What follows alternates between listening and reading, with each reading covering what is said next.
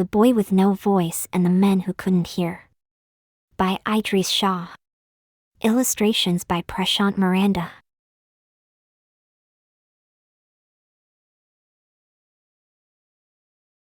The Boy with No Voice and the Men Who Couldn't Hear. By Idries Shah.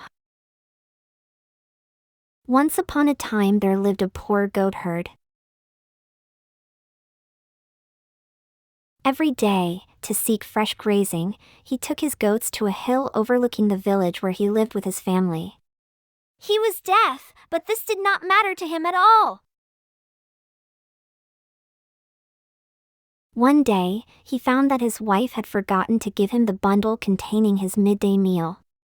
Nor did she send it with their little girl later in the day, as she usually did when she had forgotten his lunch in the past. "I will go home and get it myself," said the man. "I can't stay out here all day without a bite to eat." Noticing a man cutting shrubs on the hillside nearby, the goatherd went up to him and politely asked him to keep an eye on his goats while he hurried home to collect his meal. Now, it just so happened that the shrub cutter was also deaf. He didn't hear a word of what the goatherd was asking, and as a result he completely misunderstood the meaning. "Why should I give you any of the foliage that I am gathering for my own animals? I have a cow and 2 sheep at home, and as it is I have to search far and wide for food for them.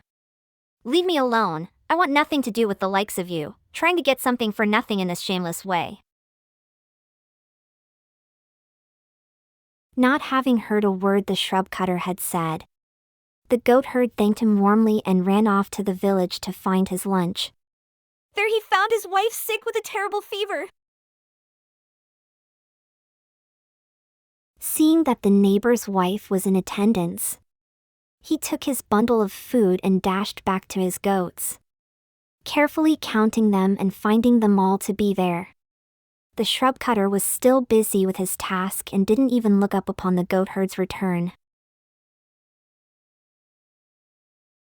Filled with gratitude towards the man who had supposedly watched his livestock, without seeking a word of thanks for his service, the goatherd said to himself, "What an excellent person this trustworthy shrub cutter has proven himself to be. He's seen that my animals haven't strayed, while continuing his own hard work. I'll give him the lame goat that I had meant to eat at home.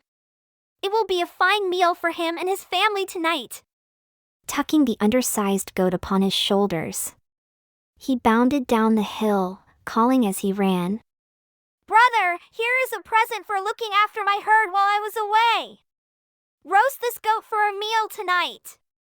It has a lame leg and I meant to have it myself, but your kindness means you deserve to have it." But the shrub cutter, observing the shouting man and the bleeding goat upon his shoulders, shouted angrily, "Vile goatherd, I never saw what happened while you were gone. So how can I be responsible for the injured leg of your infernal animal? Leave me to my work or I'll thrash you on the head with this bunch of thorns." The goatherd was amazed by the man's enraged gestures. But he couldn't hear what he was saying, so he called to a passerby who was riding a fine horse. "Please, noble sir, could you possibly tell me what this shrub cutter is talking about? I happen to be deaf and cannot fathom why he should refuse my gift of a goat with such obvious annoyance." What they didn't know was that far from being a nobleman, the man was a horse thief and had just stolen the beautiful mare. They also didn't know that by some remarkable coincidence, he, too, was profoundly deaf. By now both the goatherd and the shrub cutter were shouting at the horseman, and he got off his horse and came towards them. "I confess all," he cried, "but how could you know that I had stolen the horse?" "I had nothing to do with the laming of the goat," yelled the shrub cutter. "Ask him why he'll not take my generous gift," yelled the goatherd. At this moment a small boy came wandering along the dusty village road. Welcoming another witness, no matter how young, the shrub cutter rushed up to the startled boy. "Be a good lad and explain to me just what these other two are going on about," he instructed the boy.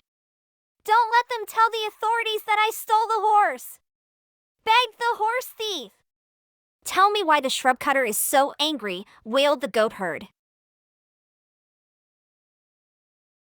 But what none of the three men knew was that the boy was unable to speak and was therefore quite unable to explain anything to any of them in words. Instead of talking, he looked penetratingly at each one of them in turn, trying to think of a way in which to explain his inability to talk. His stare was so fixed that each man in turn began to feel uncomfortable as the boy's honest, dark eyes bore into him. The horse thief broke first, suddenly springing upon the mare and riding furiously away. The shrub cutter packed his shrubs in a net, hoisted it upon his shoulders, and started up the hill towards home. And the goatherd, realizing that he really should go and check on his ailing wife, began to round up his herd and drive them away.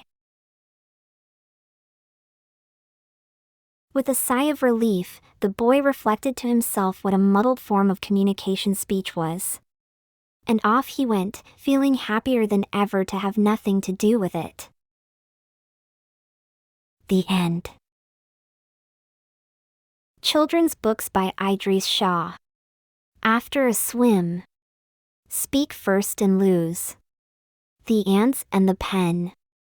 The boy with no voice and the men who couldn't hear. The fisherman's neighbor. The horrible dib-dib. The man, the tree and the wolf. The onion. The rich man and the monkey. The story of Mushkil Gusha. The tale of Melon City. The tale of the sands.